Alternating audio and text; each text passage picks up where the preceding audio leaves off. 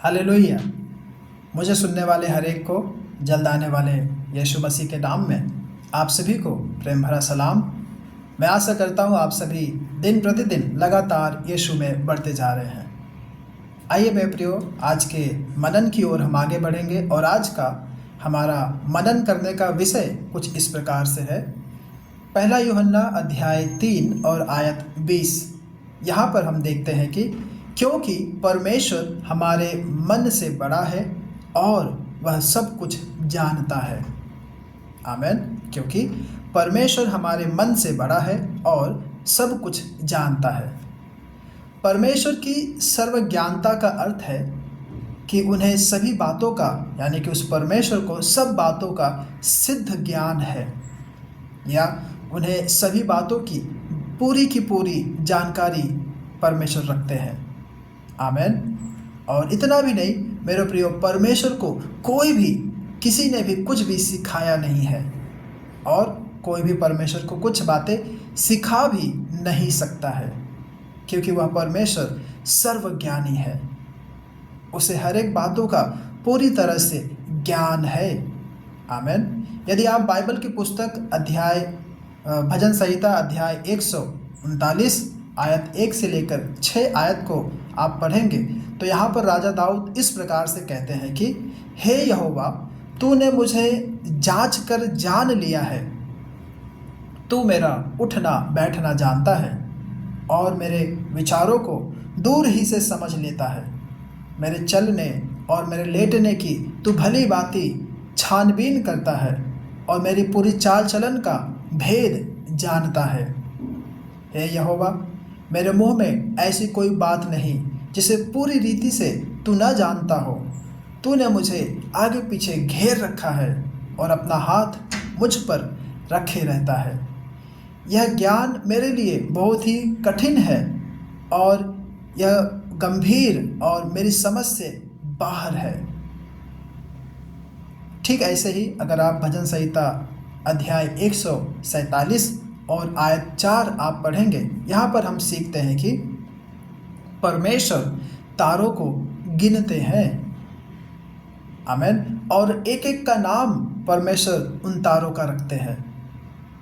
इस विषय पर हमारा आश्चर्य और भी बढ़ जाता है जब आप सर जेम्स जीन को, जो एक भौगोलिक वैज्ञानिक है और खगोल शास्त्री भी है और गणितज्ञ भी हैं, उनके द्वारा दी गई जानकारी के आधार पर अगर आप देखेंगे तो आप यह जानकारी पाएंगे कि विश्व में तारों की संख्या कुल उतनी होगी जितनी कि संसार के सभी समुद्र के सारे तटों के रेत और बालुओं की कुल संख्या है।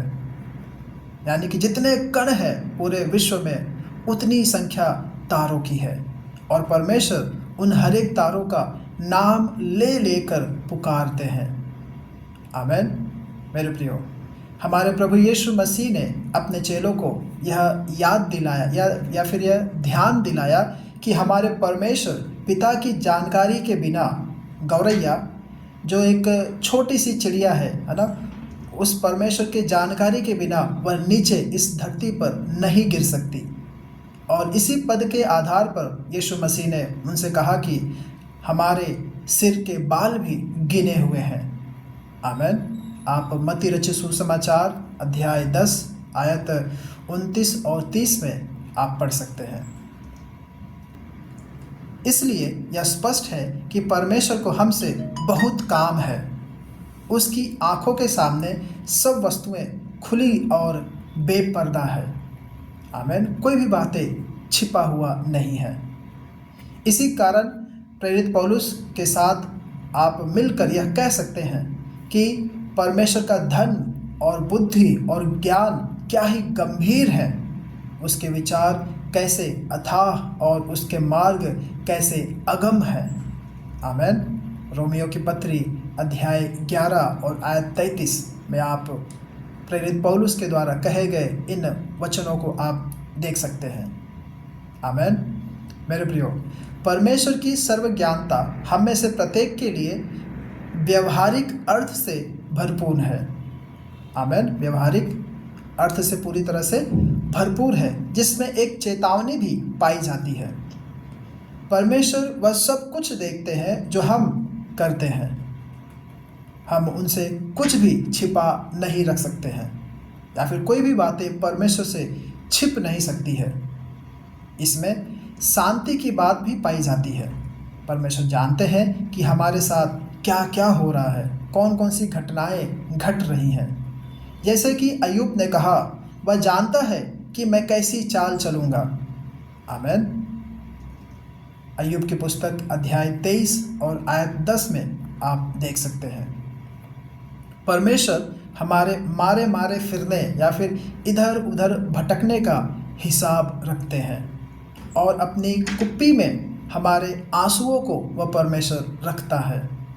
आमीन। इसमें एक प्रोत्साहन की बात भी पाई जाती है।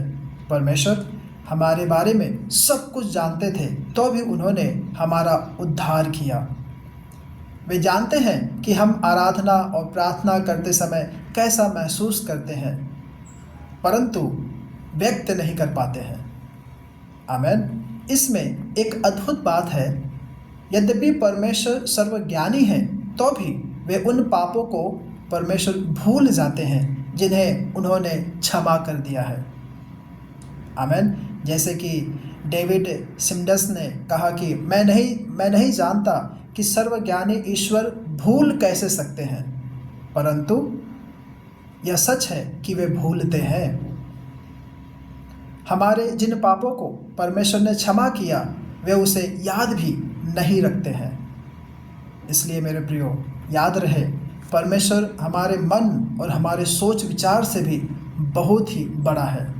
जहाँ पर आपकी सोच, कल्पनाएं, विचार समाप्त हो जाती हैं, वहाँ से परमेश्वर का कार्य आरंभ होता है।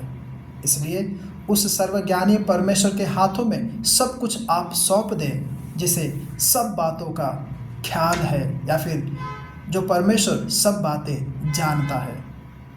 होने पाए कि आप ऐसे परमेश्वर के ऊपर घमंड करें, गर्व करें कि वह ऐसा परमेश्वर है जो आपकी हर एक बातें, अंदर बाहर ऊपर नीचे सब बातें जानता है।